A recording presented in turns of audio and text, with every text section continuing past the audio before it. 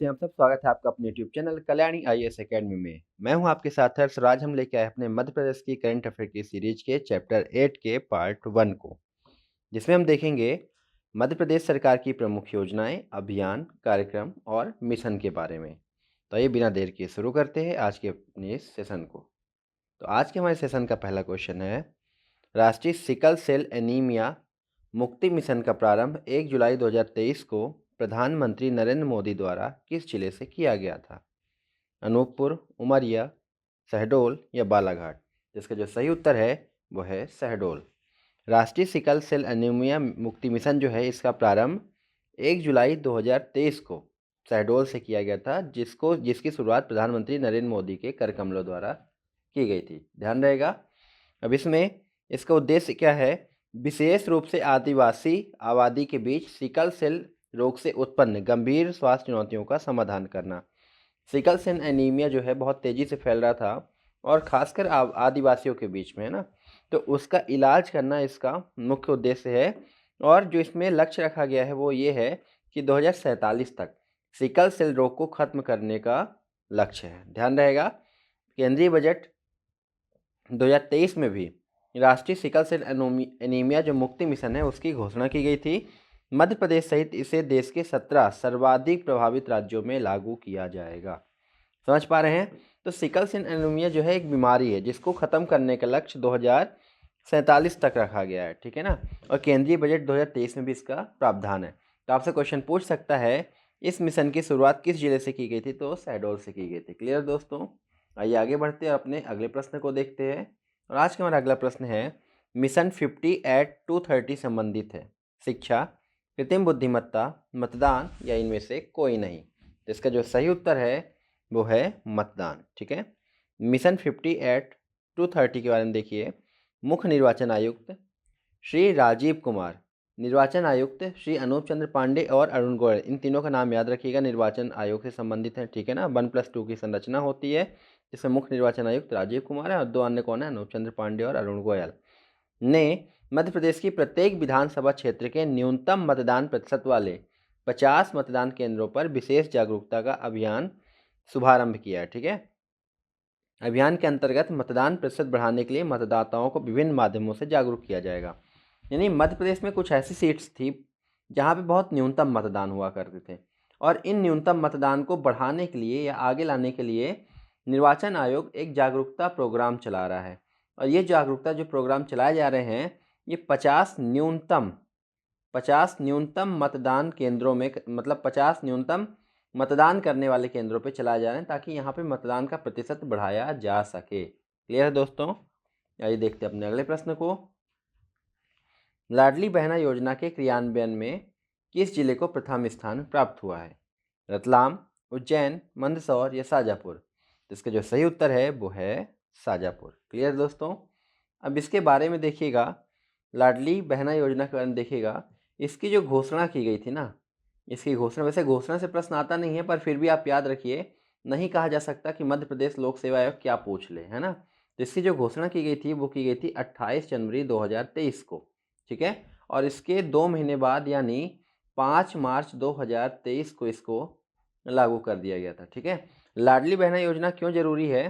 क्योंकि अभी 3 दिसंबर को रिजल्ट भी आया है मध्य प्रदेश का। तो इसमें लाडली बहना योजना ने बहुत मुख्य भूमिका निभाई है और वो कैसे निभाई है मुझे नहीं लगता कि अगर आप मध्य प्रदेश में रहते हैं तो ये ना जानते होंगे, ठीक है।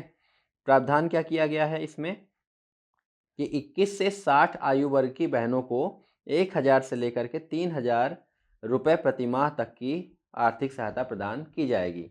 दोस्तों ये जब शुरू किया गया था तब इसमें 23 से 60 वर्ष की उम्र थी, ठीक है। अब इसको घटा करके 21 से 60 कर दिया गया है। क्लियर है दोस्तों? इसमें जो लाभार्थी वर्ग की बात की जाए तो इसमें लाभार्थी वर्ग जो हैं, विवाहित महिला, कल्याणी, कल्याणी अर्थात विधवा महिलाओं को मध्य प्रदेश में कल्याणी कहा जाता है, ठीक है। तलाकशुदा महिलाएं तथा परित्यक्त महिलाएं जिनको त्याग दिया गया है, ऐसी महिलाएं इसमें लाभार्थी वर्ग में शामिल होंगी, ठीक है। इसकी पहले किस्त की बात की जाए तो ये 10 जून 2023 को आई थी, ठीक है। और हर महीने की 10 तारीख को इसमें किस्त आती है। क्लियर दोस्तों? जो 2007 अभी 23 में मतदान हुआ है 17 नवंबर को, ऐसा माना जाता है कि महिलाओं ने इसमें बढ़ चढ़ के भूमिका निभाई हैं, जिसके कारण मध्य प्रदेश सरकार बनने में या रिपीट होने में इनका महत्वपूर्ण योगदान है। इसलिए ये जो आपकी योजना है, ये चर्चा का केंद्र भी बनी हुई है। क्लियर है दोस्तों? आइए आगे बढ़ते हैं। मध्य प्रदेश के किस जिले से मुख्यमंत्री स्कूटी योजना का प्रारंभ किया गया? उज्जैन, शाजापुर, उमरिया या शहडोल? तो इसका जो सही उत्तर है वो है शहडोल। तो सिकल सेल एनीमिया और स्कूटी योजना का शुभारंभ कहाँ से किया गया? शहडोल से किया गया। ठीक है। अब दोस्तों एक बात समझिएगा, शासकीय स्कूलों में 12वीं कक्षा में टॉप करने वाले छात्र छात्राओं को स्कूटी खरीदने के लिए उन्हें राशि प्रदान की जाती है। ठीक है। और इस योजना का जो प्रारंभ हुआ था वो हुआ था 23 अगस्त 2023 से।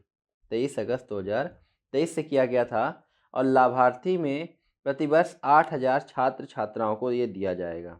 प्रतिवर्ष 8,000 छात्र छात्राओं को ये दिया जाएगा, जिसका उद्देश्य ये है कि शासकीय स्कूलों में 12वीं कक्षा में टॉप करने वाले छात्र छात्राओं को स्कूटी खरीदने के लिए राशि प्रदान करना। इस योजना का लाभ प्राप्त करके विद्यार्थी उच्च शिक्षा प्राप्त करने के लिए प्रोत्साहित होंगे। ठीक है। तो इससे क्या होगा? छात्र छात्राओं में एक जागरूकता आएगी, उनका मन होगा कि हम भी 12वीं प्राप्त करके पास करके उच्च शिक्षा प्राप्त करें, और वहाँ उसके लिए हमको मतलब मध्य प्रदेश सरकार जो है वो स्कूटी प्रदान करेगी। ठीक है। तो इसी बहाने उच्च शिक्षा में जो नामांकन दर है वो उसका बढ़ेगी। ठीक है, उसकी वृद्धि होगी। आइए आगे बढ़ते हैं अगले प्रश्न की तरफ। किस योजना के अंतर्गत जनजातीय कार्य विभाग मध्य प्रदेश ने मैजिक बस इंडिया फाउंडेशन के साथ साझेदारी की है? सक्षम कार्यक्रम, वैध आपके द्वार योजना, दीदी वाहन सेवा योजना या थैंक्स मॉम अभियान? तो इसका सही उत्तर है वो है सक्षम कार्यक्रम। सक्षम कार्यक्रम के बारे में देखिएगा। मध्य प्रदेश के जनजातीय विद्यार्थियों के उज्जवल भविष्य को आकार देने के लिए जनजातीय कार्य विभाग मैजिक बस इंडिया फाउंडेशन के साथ साझेदारी किया है। ठीक है। इसमें प्रावधान ये किया गया है कि नवासी आदिवासी विकास खंडों के जो जनजातीय विद्यार्थी हैं उनको जीवन के लिए कौशल प्रशिक्षण प्रदान किया जाएगा। ठीक है। हमारे यहाँ आदिवासी विकास खंड कितने हैं? 89 आदिवासी विकास खंड है। तो वहाँ पे जो जनजातीय विद्यार्थी रहते हैं ना, उनको जीवन जीने के लिए कौशल का प्रशिक्षण दिया जाएगा कि आपको जीवन में रहना कैसे है, स्किल डेवलपमेंट किया जाएगा उनका, ताकि वो अच्छा जीवन निर्वाह कर सकें। ठीक है। ये विकल्पों के बारे में देखते हैं। वैध आपके द्वार योजना ये 7 मई 2021 को प्रारंभ की गई थी। मोबाइल ऐप के माध्यम से लोगों को घर बैठे आयुष चिकित्सा की सेवाएं उपलब्ध कराना था इसका उद्देश्य। दीदी वाहन योजना मई 2020, उद्देश्य ग्रामीण महिलाओं के सुरक्षित प्रसव हेतु। विवरण, प्रदेश के झाबुआ जिले से ग्रामीण आजीविका मिशन की महिलाओं के द्वारा इस योजना का प्रारंभ किया गया। क्लियर दोस्तों? थैंक्स मॉम अभियान 5 मई 2020 को इसको प्रारंभ किया गया और इसका उद्देश्य है वृक्षारोपण हेतु। क्लियर दोस्तों? तो थैंक्स मॉम अभियान बिल्कुल ध्यान रखिए, एकदम अलग सा दिख रहा है ना, लेकिन इसका जो उद्देश्य है वो क्या है? वृक्षारोपण। क्लियर है दोस्तों? आगे बढ़ते हैं। बुरहानपुर जिले में भूजल स्तर में सुधार लाने जो घर रूफटॉप हार्वेस्टिंग करवाते हुए वर्षा काल के जल का भूमि में संग्रहण करेगा वह क्या कहलाएगा? सिंपल भाषा में इस प्रश्न को समझिए। वर्षा का जल हुआ, तो जो घर इस वर्षा के जल को इकट्ठा करके एक भूमि में संग्रहित कर लेगा, यानी अपने आसपास की भूमि में संग्रहित कर लेगा, उस घर को क्या कहेंगे? उस घर को क्या कहेंगे? सिंपल सा प्रश्न है। ठीक है। जल घर, जलालय, जलौंदा या जल मंदिर? इसका जो सही उत्तर है वो है जल मंदिर। क्लियर है दोस्तों? जल मंदिर योजना को देखिएगा। इसका प्रारंभ 30 जनवरी 2023 को किया गया। बहुत इंपॉर्टेंट है, ध्यान रखिएगा। 30 जनवरी 2023 को जल मंदिर योजना। संबंधित जिला बुरहानपुर जिले में भूजल स्तर में सुधार लाने हेतु तो जल मंदिर योजना की शुरुआत की गई। तो ये जिला याद रखिएगा। जल मंदिर किस जिले से शुरुआत हुआ है? तो बुरहानपुर जिले से। जिले का जो घर रूफटॉप हार्वेस्टिंग करवाते हुए वर्षा काल के जल का भूमि में संग्रहण करेगा जल मंदिर कहलाएगा। क्लियर दोस्तों? आइए आगे बढ़ते और देखते अपने अगले प्रश्न को। और आज का अगला प्रश्न है, डॉक्टर भीमराव अंबेडकर आर्थिक कल्याण योजना कितने रुपए तक का ऋण प्रदान करेगी? या इसमें इसके तहत कितने रुपए का ऋण प्रदान किया जाएगा? 1 लाख, 10 लाख, 50 लाख या 1 करोड़? इसका जो सही उत्तर है वो है 1 लाख रुपए। इस योजना का जो प्रारंभ है वर्ष 2022 में किया गया। इसमें अनुसूचित जाति समुदाय के युवाओं के आर्थिक सशक्तिकरण हेतु संत रविदास जयंती पर, ध्यान रखिएगा, संत रविदास जयंती पर भीमराव अंबेडकर आर्थिक कल्याण योजना का प्रारंभ किया गया। पूंजी के लिए 1 लाख रुपए तक का ऋण प्रदान किया जाएगा। समझ गए? अब अनुसूचित जाति के जो लोग हैं ना, वो आर्थिक रूप से सशक्त हो सकें, अपना विकास कर सकें, खुद रोजगार प्राप्त कर सके, साथ में अन्य लोगों को भी रोजगार दे सके। इसके लिए भीमराव अंबेडकर आर्थिक कल्याण योजना प्रारंभ की गई, जिसमें 1 लाख रुपए तक का ऋण प्रदान किया जा रहा है। ठीक है, इस योजना का प्रारंभ 2022 से संत रविदास जयंती पे। लाभार्थी वर्ग इसमें अनुसूचित जाति के लोग हैं और उद्देश्य क्या है, इनको आर्थिक रूप से सशक्त बनाना। क्लियर दोस्तों, आगे देखते हैं अगले प्रश्न को। मध्य प्रदेश प्राकृतिक कृषि विकास योजना के अंतर्गत एक गाय के लिए कितने रुपए प्रति माह का अनुदान मिलेगा? 500, 900, 1600 या 3300? इसका जो सही उत्तर है वो है 900 रुपये। ठीक है, प्राकृतिक कृषि विकास योजना इस योजना का नाम है। इसमें एक गाय के लिए कितना मिलेगा? 900 रुपये प्रति माह सरकार देगी। ठीक है, अब देखिए इसके बारे में देखिएगा। इस योजना का जो प्रारंभ हुआ है, प्राकृतिक कृषि विकास योजना, तो इसका प्रारंभ हुआ है अगस्त 2022 को, अगस्त 2022 को। और इसका उद्देश्य क्या है? इसका उद्देश्य ये है कि पेस्टिसाइड मुक्त फसल उत्पादन करना, इसके अलावा मृदा स्वास्थ्य और प्राकृतिक खेती को बढ़ावा देना। ठीक है, गाय पालें, पेस्टिसाइड से मुक्ति पाएं और शुद्ध उर्वरक का प्रयोग करें, प्राकृतिक खेती करें। और इसमें शर्त ये है कि केवल देसी गाय रखने वाले को ही इस योजना में शामिल किया जाएगा, यानी देसी गाय जो रखेगा उनको। ठीक है, और न्यूनतम 1 एकड़ पर प्राकृतिक खेती करना अनिवार्य है। न्यूनतम 1 एकड़ पर प्राकृतिक खेती करना अनिवार्य होगा इस योजना के तहत। इसमें पहले चरण में सभी जिलों में 100 गांवों का चयन किया गया है। प्रत्येक गांव में 5 किसान चयनित किए जाएंगे। इस तरह कुल 26,000 किसानों का चयन कर उन्हें गौ पालन के लिए अनुदान देने के साथ ट्रेनिंग दी जाएगी। एक गाय के लिए 900 रुपये प्रति माह का अनुदान भी प्रदान किया जाएगा। क्लियर दोस्तों, आइए आगे बढ़ते अपने अगले प्रश्न की तरफ। लेकिन आगे बढ़ने से पहले आप सभी से रिक्वेस्ट है, यदि आपको वीडियो पसंद आ रहा हो, इन्फॉर्मेशन अच्छी लग रही हो, तो प्लीज़ हमारे चैनल को सब्सक्राइब करिए, वीडियो को लाइक करिए और ज़्यादा से ज़्यादा अपने दोस्तों के साथ शेयर करिए। आइए बढ़ते अगले प्रश्न की तरफ। और हमारा अगला प्रश्न है, भगवान बिरसा मुंडा स्वरोजगार योजना में कितने रुपए तक का लोन लिया जा सकता है? 1 लाख, 10 लाख, 50 लाख या 1 करोड़? तो इसका जो सही उत्तर है वो है 50 लाख रुपए। ठीक है, भगवान बिरसा मुंडा स्वरोजगार योजना की बात की जाए तो इसका प्रारंभ 6 सितंबर 2022 को किया गया। ध्यान रखिएगा, कब किया गया? 6 सितंबर 2022 को, जिसका उद्देश्य है अनुसूचित जनजाति वर्ग के युवाओं को रोजगार के अवसर उपलब्ध कराना और 50 लाख रुपए तक का लोन प्रदान करना। ठीक है, इसमें योग्यता की बात की जाए तो इसमें यदि आप न्यूनतम 8वीं पास होंगे तभी इस योजना का लाभ मिलेगा। न्यूनतम 8वीं पास होंगे। इसके अलावा उम्र जो है वो 18 से 45 वर्ष की होनी चाहिए, 18 से 45 वर्ष। ठीक है, अब देखिएगा आदिवासी हेतु जो अन्य योजनाएं चल रही हैं वो टांटिया मामा एक योजना है। टांटिया मामा एक योजना है जिसमें 10,000 से लेकर के 1 लाख तक का लोन दिया जाएगा टांटिया मामा योजना में। और उम्र है टांटिया मामा योजना में 18 से 45 वर्ष। क्लियर दोस्तों, आइए आगे बढ़ते हैं। और अगला प्रश्न है, कौन सा विकल्प मुख्यमंत्री आवासीय भूमि अधिकार योजना से संबंधित नहीं है? यह योजना मध्य प्रदेश के राज्य के भूमिहीन परिवार हेतु है। आवास निःशुल्क प्रदान किया जाएगा।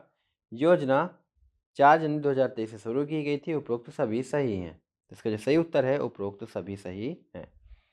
मुख्यमंत्री आवासीय भूमि अधिकार योजना के बारे में देखिएगा।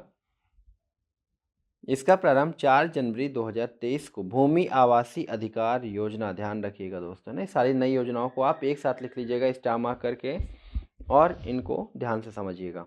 ये टीकमगढ़ जिले के बकपुरा पंचायत से प्रारंभ हुई है। मुख्यमंत्री आवासीय भू अधिकार योजना राज्य के उन गरीब परिवारों को भूमि आवंटित करने की योजना है जिनके पास अपनी भूमि नहीं है।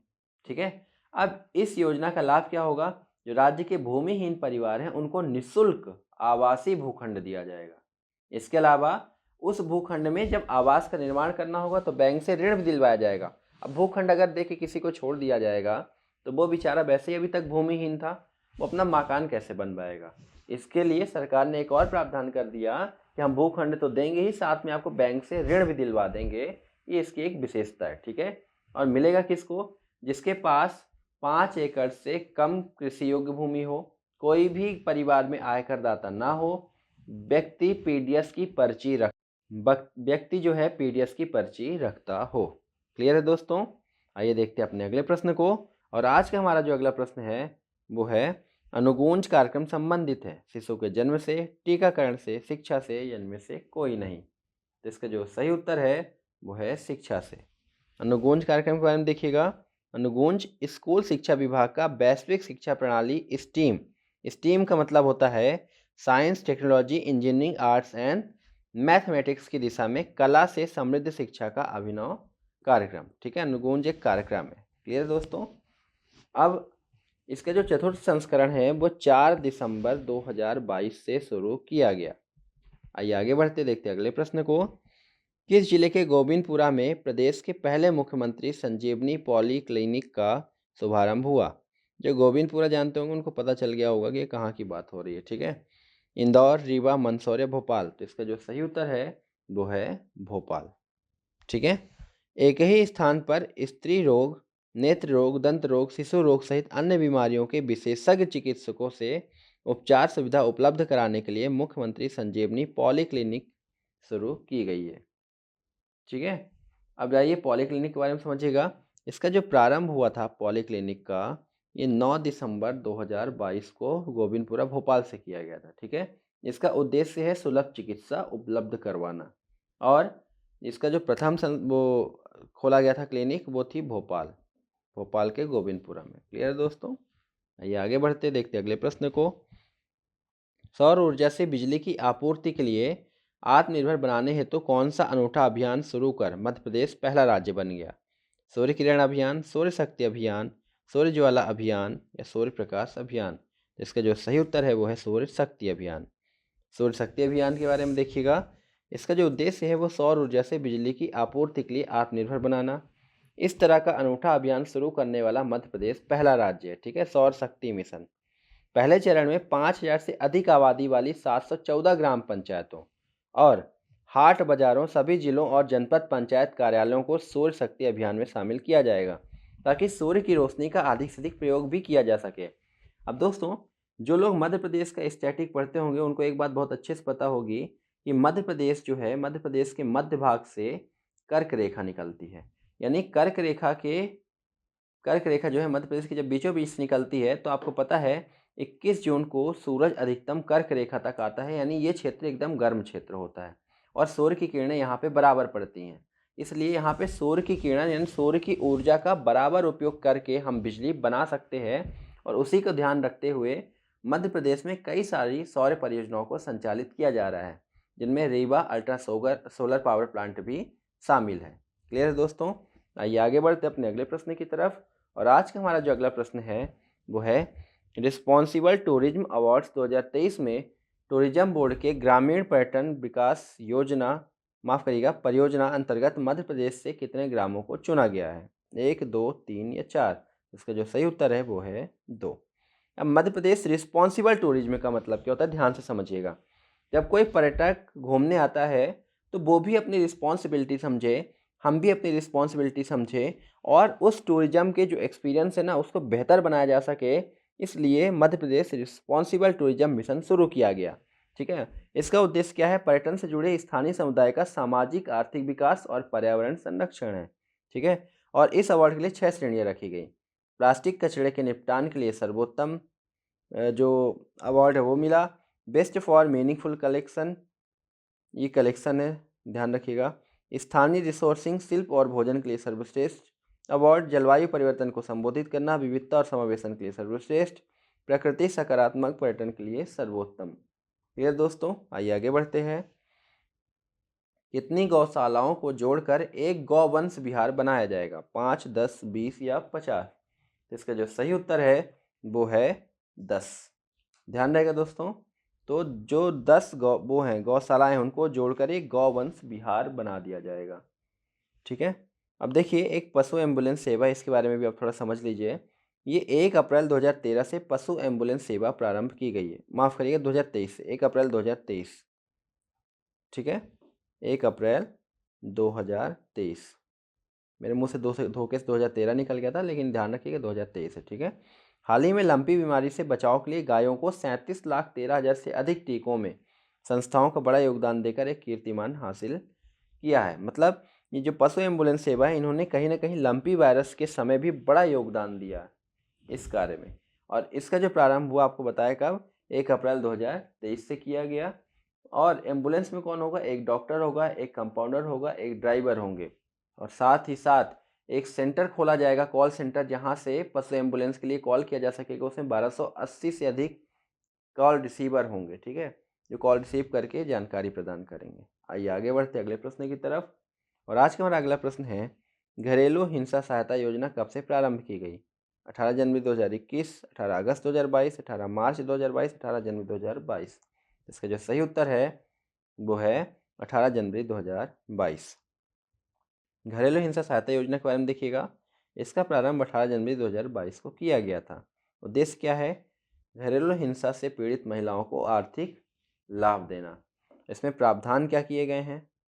इसमें प्रावधान ये किया गया है कि यदि कोई भी 40% से कम दिव्यांग होता है तो उसे 2 लाख रुपए दिया जाएगा, और 40% से अधिक दिव्यांगता है तो 4 लाख रुपए की घरेलू सहायता दी जाएगी, ठीक है। और न्याय प्राप्त करने हेतु परिवहन भत्ता भी प्रदान किया जाएगा इसके तहत। क्लियर दोस्तों? आइए आगे बढ़ते हैं अपने अगले प्रश्न की तरफ। तो शहर को रेड स्पॉट से मुक्त करने के उद्देश्य से किस शहर से नो थूथू अभियान प्रारंभ किया गया? इंदौर, भोपाल, जबलपुर या ग्वालियर? इसका जो सही उत्तर है वो है इंदौर। इंदौर में नो थूथू अभियान किया गया, ठीक है। पान खा के कहीं भी इधर उधर थूक देते हैं, पीक पड़ी रहती है, नुकसान होता है, इसीलिए नो थूथू अभियान इंदौर से प्रारंभ किया गया कि अब कोई भी व्यक्ति गुटखा खाकर इधर उधर अस्त व्यस्त जगह नहीं थूकेगा, बल्कि उसके लिए कुछ व्यवस्थाएं की जाएंगी या साफ में थूकने से मना किया जाएगा, ठीक है।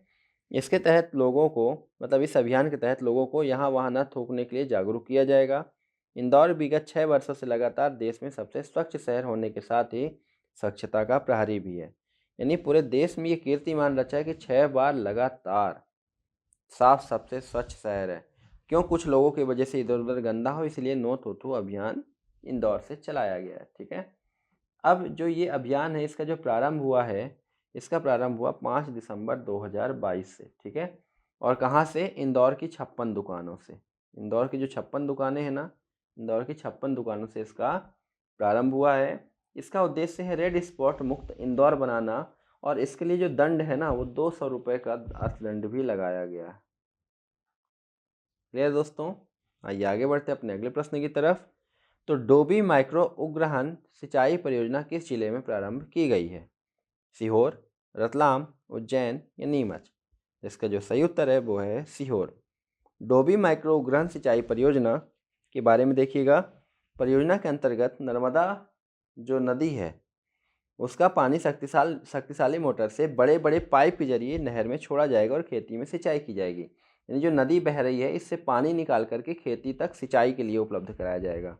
पूर्व प्रधानमंत्री अटल बिहारी वाजपेयी जी की जयंती पर जिला सीहोर, तहसील बुधनी के ग्राम डोबी में डोबी माइक्रो उद्वहन सिंचाई परियोजना का प्रारंभ किया गया है।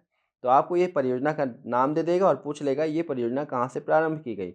ध्यान रखिएगा, ये योजना प्रारंभ की गई है सीहोर से, क्योंकि डोबी एक तहसील है सीहोर की, ठीक है। माफ़ करिए, गांव है, और तहसील जो है बुधनी है, ठीक है। लोकार्पण किया गया है। दोस्तों, आप कमेंट बॉक्स में कमेंट करके बताएंगे कि बुधनी से कौन से विधायक चुनाव लड़ते हैं, ठीक है, या कौन से व्यक्ति चुनाव लड़ा करते हैं। आइए अगला प्रश्न देखते हैं। देश में पहली बार किस जिले के चिरायू मेडिकल कॉलेज में एडमिट मरीज का ई-रूपी योजना के तहत इलाज शुरू हुआ? भोपाल, गुना, कटनी या मंडला? इसका जो सही उत्तर है वो है भोपाल। ई-रूपी योजना, ठीक है। ई-रूपी योजना के बारे में पहले समझिए, फिर देखते हैं। इसका जो प्रारंभ है ई-रूपी योजना का, वो हुआ था 18 अक्टूबर 2022 को। 18 अक्टूबर 2022 को। उद्देश्य ये है इसका कि डिजिटल पेमेंट को बढ़ावा दिया जाए, ठीक है। इलाज में भी डिजिटल पेमेंट को बढ़ावा दिया जाए। विशेष समझिएगा, यह सुविधा आयुष्मान निरामयम के तहत मिल रही है। इसके तहत मिल रही है? आयुष्मान निरामयम के तहत मिल रही है। और योजना विकास में जो सहायक प्लेटफॉर्म है वो है NPCI, national payment corporation of India, ठीक है दोस्तों। ई-रूपी योजना के बारे में समझिए। देश में पहली बार भोपाल के चिरायू मेडिकल कॉलेज में एडमिट मरीज का ई-रूपी के जरिए इलाज शुरू हुआ। आइए देखते हैं अपने अगले प्रश्न को। और आज का हमारा आखिरी प्रश्न है, इंद्रधनुष 5.0 अभियान किसे टीका लगाने के उद्देश्य शुरू किया गया? 0 से 5 वर्ष तक के बच्चों को, गर्भवती महिलाओं को, दोनों को, या इनमें से कोई नहीं। इसका जो सही उत्तर है उपरोक्त दोनों को।